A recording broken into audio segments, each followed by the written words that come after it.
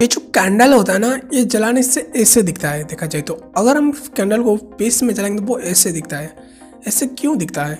ये इसलिए दिखता है, जीरो ग्रेविटी की वजह से ऐसे दिखता है ये कैंडल जलाने के बाद पेस पर। और ये हम आर्टिफिशियल तरीक़े से पेस में कैंडल जला सकते हैं। वैसे तो नॉर्मल वो नहीं चलेगा, वहाँ पर सिर्फ आर्टिफिशियल तरीक़े से कैंडल जलेगा स्पेस पर। नंबर 10, ये जो एशिया महादेश है ना, एशिया महादेश का जो पहला स्ट्रीट लाइट होता है ना, वो लगी थी इंडिया का बेंगलुरु पर। और ये जो देख रहे हो ये है वो पहला स्ट्रीट लाइट एशिया का। और ये स्ट्रीट लाइट लगी थी 5 अगस्त 1905 में।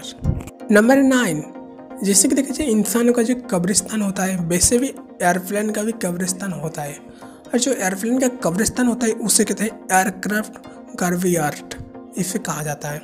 और ये जो भी एयरक्राफ्ट होता है ना, वो रिटायर्ड हो जाता है तब इन्हें लाके यहाँ पर रखा जाता है, इस कब्रिस्तान पर।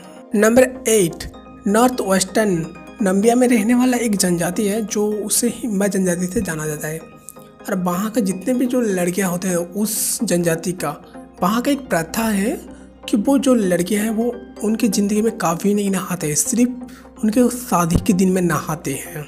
वो लोग ना देखा जाए तो स्पेशल एक जो बड़ी में लगाने के लिए क्रीम यूज करते हैं जो कि बड़ी से स्मेल ना आए, इसलिए वो इतना दिन तक वो बिना नहाने वो रह सकते हैं। और वो वहाँ का प्रथा है। हाँ। नंबर 7, ये जो डक होते हैं इसे क्यों जाना जाता है? इसे जाना जाता है भूखने के मामले में, बार्किंग करने के मामले में। और कुछ ऐसे डग होते हैं जो कि वो बार्कलेस होते हैं, वो भूखते ही नहीं है। और ये जो डग देख रहे हो ये है वो बार्कलेस डग, और इसका नाम है बैसेंजी डग। और ये ना कभी भूखते नहीं है, लेकिन आवाज़ तो निकालते हैं, हाँ हाँ हाँ करके जो आवाज़ को बहुत तेज से निकालते हैं, मगर ये नहीं भूखते ये डग। 6, जब भी जो शिप पर जो सामान जाते हैं ना उससे कहा जाता है कार्गो। और जो शिप का सामान अगर हम किसी ट्रक या किसी कार से लिया जाता है उसे कहा जाता है शिपमेंट।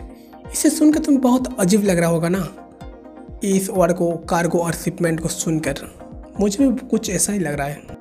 नंबर 5, किसी ने अगर ग्लास लगाया है और वो टूट गई तो वो बहुत टूटने के बाद वो बेकार दिखा जाती है ना। लेकिन एक आर्टिस्ट है जिसका नाम है सिमन बर्जर, और एक ऐसा आर्टिस्ट है जो कि ग्लास को तोड़ तोड़ के वो आर्ट बना सकती है।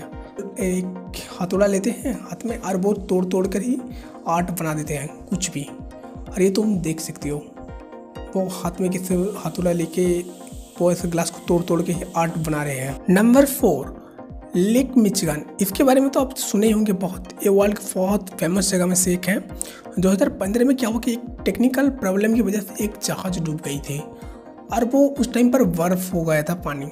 और जब पानी हो गई ना तब वो ऐसे साफ दिखाई दे रहा था ऊपर से। पानी इतना क्लियर था कि वो जहाज साफ दिखाई दे रहा था।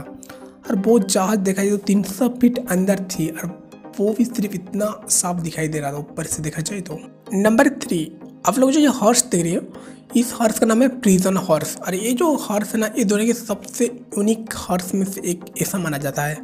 और ये हॉर्स ज़्यादातर देखा जाए तो नीदरलैंड में पाया जाता है, इस तरह की हॉर्स। नंबर 2, जब डायनासोर थे इस धरती पर तब जो पेड़ पौधे थे ना, तब उस टाइम का एक पेड़ है, अब तक भी इस दुनिया में वो पेड़ मौजूद है आज तक भी। और वो जो पेड़ थे ना, उस पेड़ का नाम बोले तो गिंगो बिलोबा। ये जो पेड़ है इसका नाम है ये। और ये पेड़ तुम देख सकते हो। आज तक इस पेड़ के बारे में बात करें तो ये पेड़ देखा जाए तो 20 करोड़ साल पुरानी है। मतलब 20 करोड़ साल भी पेड़ थे। जिस टाइम पर डायनासोर एग्जिस्ट करते थे उस टाइम भी ये पेड़ था।